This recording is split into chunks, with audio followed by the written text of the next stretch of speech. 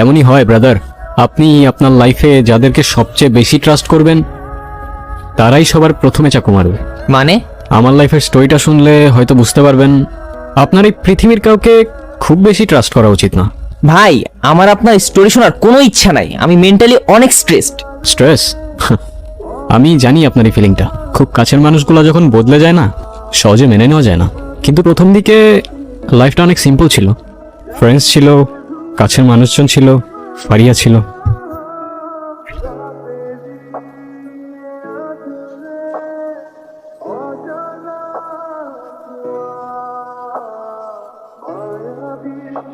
কি চুপ করে থাকার জন্য দেখা করতে আসছো? আচ্ছা, তোমাকে আর কতবার বলবো, আমার এক কথা বলতে আর ভালো লাগে না। কোন কথা বারবার বলতে ভালো লাগে না? তুমি জানো না আমার ফ্যামিলি সম্পর্কে তো তুমি ভালো করেই জানো, তাই না? হ্যাঁ জানি, জানবো না কেন? কি ঘোড়ার ডিম জানো তুমি? 2 দিন পর পর বিয়ের প্রপোজাল আসতেছে, আমি আর কত থামাইতে পারি? তোমার বাসায় বারবার এত বিয়ে আসে কেন? আর তোমার এই যে ছেলে টেলে দেখতে আসে, এগুলো আমার সহ্য হয় না। আর তোমার রিলেটিভস এত ছেঁচড়া কেন? কাজ নাই আর তোমার জন্য ছেলে দেখার জন্য উঠে পড়ে লাগছে? স্টাডি শেষ করছো, জব তো করবো এট ফার্স্ট, এগুলো কি ড্রামা হইতেছে?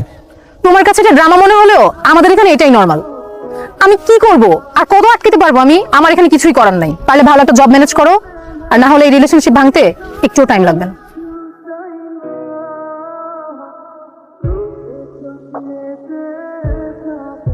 কয়টা বাজে? একটা।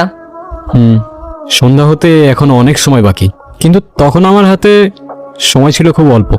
ও প্রতিদিনই আমাকে বলতো একটা জবের জন্য ট্রাই করতে, তাও ভালো স্যালারির। তোমাকে রাতে কতবার কল দিছি আমি, কল পিক করো নাই কেন? আর এতগুলো যে মেসেজ দিছি, একটা মেসেজেরও রিপ্লাই করো নাই কেন? তুমি খালি তোমার দিকটাই দেখতেছো। তুমি ভালো করেই জানো আমি কেন রিপ্লাই করতে পারি নাই। আমার সিচুয়েশনটাও তো একটু দেখো। ও, আমি আমার দিকটা দেখতেছি, তুমি আমাকে সেলফিশ প্রুভ করতে চাইতেছো, তাই না? আমি তোমার সেলফিশ কখন বললাম? প্লিজ কথাগুলোর এমনি তুমি টুইস্ট করো না। ওকে, করলাম না তো বলো আমাকে যে কি এমন মহৎ কাজ করতেছিলা যে আমার মেসেজে রিপ্লাই করতে পারো নাই? ফারিয়া প্লিজ, তুমি এরকম ছিল না ফারিয়া। অযথা কথা বলায় লাভ নাই। তুমি আমাদের জন্য কিছু করতে পারবা কিনা সেটা আমাকে এখন ক্লিয়ার করে বলে দাও।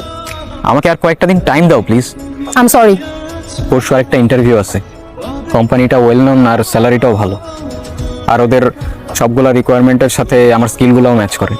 আই হোপ জবটা হয়ে যাবে। এটাই কিন্তু শেষ। আর মনে রাখো, একটা হ্যান্ডসাম স্যালারি মানে 50-60 হাজার টাকা, এমন না হলে কিন্তু আমার বাসা থেকে মানবে না। আচ্ছা, আমাদের নেক্সট কবে দেখা হবে?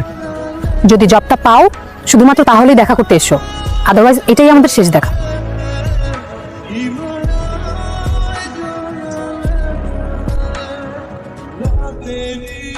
দিন দিন লাইফটা অনেক কমপ্লিকেটেড হয়ে যাচ্ছিল। সবকিছু কেমন যেন আমার এগেইনস্টে চলে যাচ্ছিল। সবকিছুই বুঝলাম, কিন্তু আপনার এই অবস্থা কিভাবে হলো? এই অবস্থা বলতে মানে ব্লাইন্ড। সেদিন ইন্টারভিউয়ের জন্যই যাচ্ছিলাম, মনের মধ্যে অনেক বড় একটা ভয় কাজ করতেছিল, কিন্তু ভয়টা ইন্টারভিউয়ের জন্য না, ফারিয়াকে হারানোর। প্রচুর কনফিউজ ছিলাম, বারবার সবকিছু গুগল থেকে রিক্যাপ করতেছিলাম, কিন্তু হঠাৎ মনে হচ্ছিল এটাই আমার লাইফের শেষ দিন। চোখের সামনে সবকিছু অন্ধকার হয়ে যাচ্ছিল, অথচ 2 মিনিট আগেই আমার লাইফ নিয়ে আমি কত সিরিয়াস ছিলাম, আর এখন এক মুহূর্তেই সব মূল্যহীন।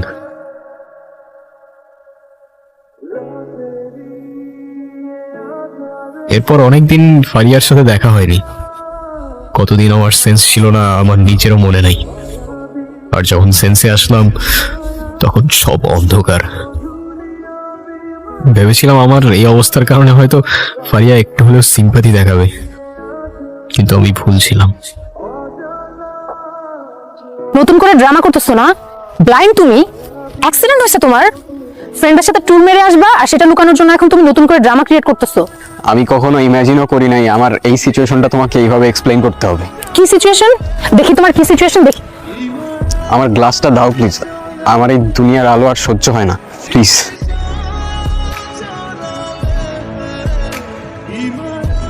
এখন আর কিছু বলবা তুমি?